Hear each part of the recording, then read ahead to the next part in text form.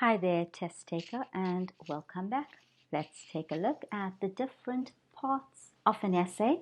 And once we're done with that, in the next tutorial, we're going to look at the parts of the body. So the parts of the essay, what you should have in your essay, and quite simply, you need an introduction, you need the body of the essay, which is made up of 2 to 3 paragraphs, depending entirely on the question, the quality of your ideas, the number of ideas that you have.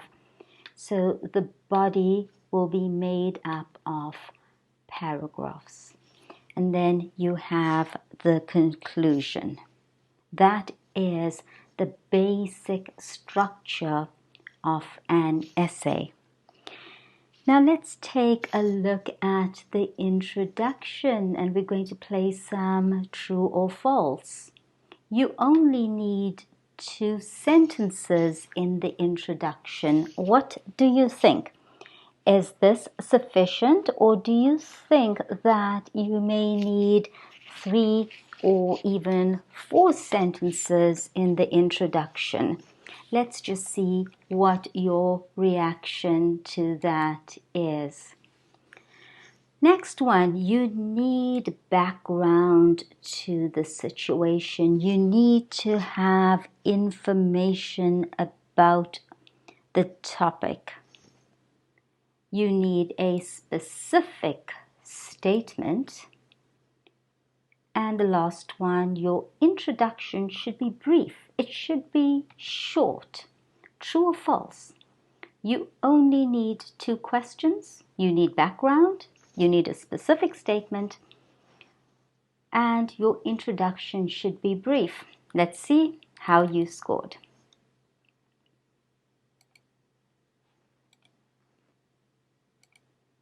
There we go. You need 2 sentences. This is true. You need a specific statement, and your introduction should be brief. So why is this false? And I've seen many essays with rambling background statements to the situation. Well, our essay is really short. It's just a little over 250 words. So you want to keep your introduction brief. You're just going to write a general statement and a specific statement. Let's talk about these 2. The general statement. What is this? It's the topic that you have to write about, but do not go into the background. Just rephrase or paraphrase the topic that you are given. This is pretty simple. It's the best way to do this. There's no need to be creative. There's no need to try and put in tons of background information. Also, when you start adding in unnecessary information or background about the topic, there is a chance that you could go off topic. And if you mistake the topic, if you start writing about something associated with the topic but not the actual topic, then it's going to affect your coherence score. So what I suggest is that you keep your general statement short and concise, that you rely on paraphrasing. The second sentence in your introduction is a specific statement, and this is related to the question or the essay type. Look at the action words. What are you required to do? This is really relevant with the opinion essay if the question requires your opinion, if you are asked To what extent do you agree or disagree? State it in the introduction.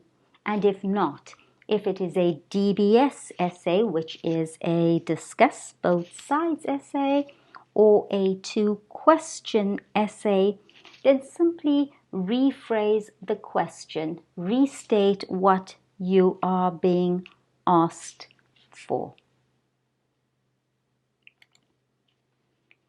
Now let's look at the introduction in detail. Writing a specific statement. This is related to the essay type, the question that you are given. So if the question requires your opinion, state it here in the introduction. Say that I totally agree or totally disagree, I completely agree, I completely disagree, I partially agree, partially disagree. State the opinion and state the extent here. And if not, if it is not an opinion essay, then rephrase the question. What does the examiner want you to do? What are you expected to do with the topic? If it's a DBS, discuss both sides, then simply state, this essay will consider both schools of thought, after which I will provide my perspective, my opinion, and this is going to happen later. All right, so these are specific statements that you can memorize. And if it's a 2-question essay, this essay will discuss, this essay will consider. All right.